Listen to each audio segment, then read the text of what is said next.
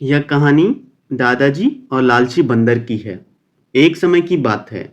एक हरे भरे गांव के पास एक विशाल जंगल था। इस जंगल में कई जानवर रहते थे और उन्हीं में से एक बंदरों का झुंड था। यह झुंड बहुत ही शरारती और ऊर्जावान था। लेकिन उनमें से एक बंदर था जिसका नाम चिंटू। चिंटू बहुत बुद्धिमान और फुर्तीला था, लेकिन उसके अंदर एक बहुत बुरी आदत थी, लालच। गांव के छोर पर एक छोटा सा घर था जहां एक बहुत ही दयालु और शांत स्वभाव के दादाजी रहते थे। उनका नाम किशनलाल था। दादाजी किशनलाल को जंगल के सभी जानवर पसंद करते थे, क्योंकि वे अक्सर उनके लिए फल और अनाज रख देते थे। बंदरों का झुंड अक्सर दादाजी के घर के पास आता था, खासकर जब दादाजी अपने बगीचे में काम कर रहे होते थे। दादाजी उन्हें देखकर खुश होते थे और उन्हें खाने के लिए कुछ न कुछ देते थे। एक दिन दादाजी ने अपने बगीचे में मीठे आमों का एक नया पेड़ लगाया। कुछ महीनों में पेड़ बड़ा हो गया और उस पर मीठे रसीले आम लगने लगे। चिंटू की नज़र उन आमों पर पड़ी। वाह, कितने शानदार आम हैं, उसने अपने मन में सोचा। आम पकने लगे। दादाजी हर सुबह कुछ आम तोड़ते और उन्हें बंदरों के लिए एक टोकरी में रख देते। चिंटू और उसके दोस्त झुंड के नेता बिल्लू बंदर के नेतृत्व में आते और आपस में बांटकर खाते थे, लेकिन चिंटू को हमेशा लगता था कि उसे कम मिला है। एक दिन बिल्लू ने सभी बंदरों को बुलाया और कहा, देखो दोस्तों, दादाजी बहुत अच्छे हैं। वे हमें हर दिन आम देते हैं। हमें अनुशासन में से रहना चाहिए और जितना मिले उतने में खुश रहना चाहिए।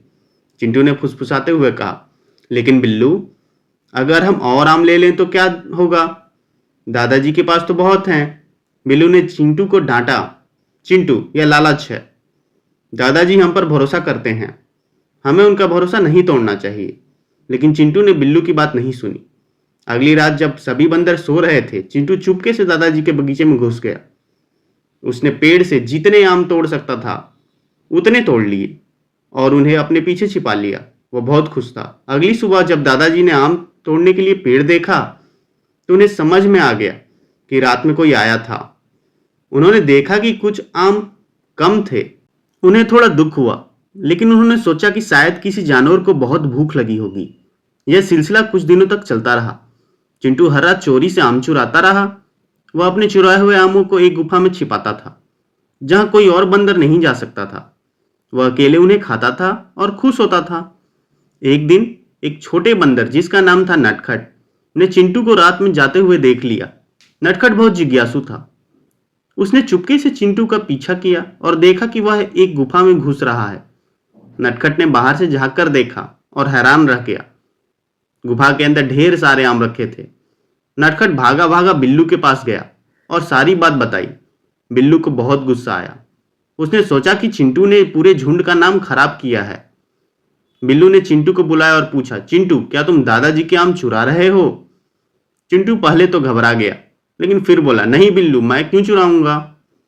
दादाजी तो हमें हर दिन आम देते हैं। बिल्लू ने कहा, नटखट ने तुम्हें रात में गुफा में जाते हुए देखा है। तुम्हारी गुफा में ढेर सारे आम हैं। चिंटू को पता चल गया कि वह पकड़ा गया है। वह गुस्सा हो गया। यह मेरी मेहनत है, मैंने उन्हें अपने लिए चुराया है, किसी और का कोई हक नहीं है। बिल्लू ने कहा, चिंटू, यह गलत है। दादाजी हम सभी के लिए आम देते हैं, ना कि सिर्फ तुम्हारे लिए। तुम लालची हो गए हो। चिंटू और बिल्लू के बीच बहस बढ़ गई। चिंटू ने बिल्लू को धक्का दिया और बोला, मैं किसी की बात नहीं मानूंगा, यह मेरे आम हैं। चिंटू और बिल्लू के बीच एक छोटी सी लड़ाई शुरू हो गई।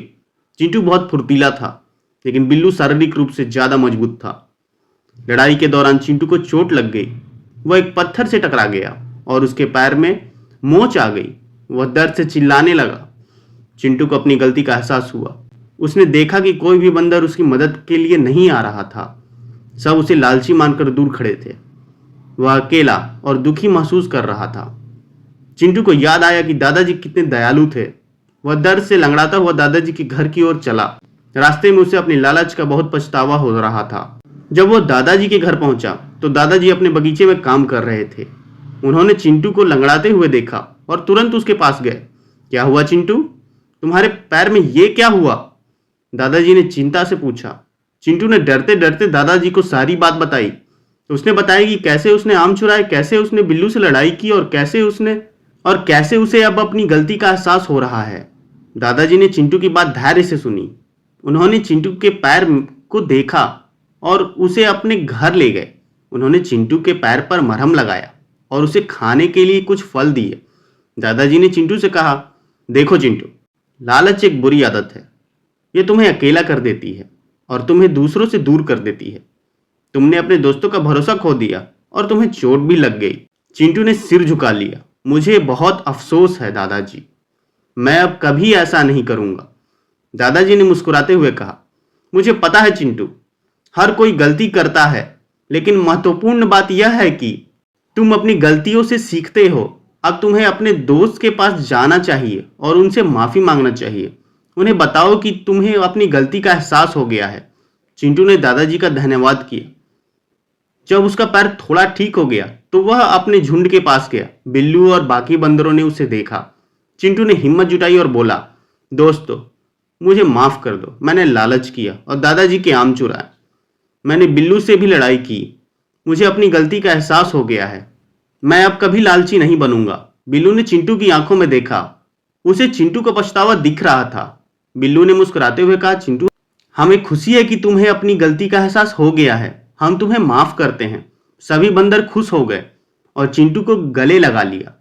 उस दिन के बाद चिंटू एक बदला हुआ बंदर था। उसने कभी लालच नहीं किया। वह दादाजी के बगीचे से आम चुराता नहीं था, बल्कि सभी के साथ बांटकर खाता था। वह अब अपने दोस्तों के साथ खुश रहता था और हमेशा उनकी मदद करता था। दादाजी को चिंटू में आया यह बदलाव देखकर बहुत खुशी हुई। वे जानते थे कि चिंटू ने एक जीवन का महत्वपूर्ण सबक सीख लिया था।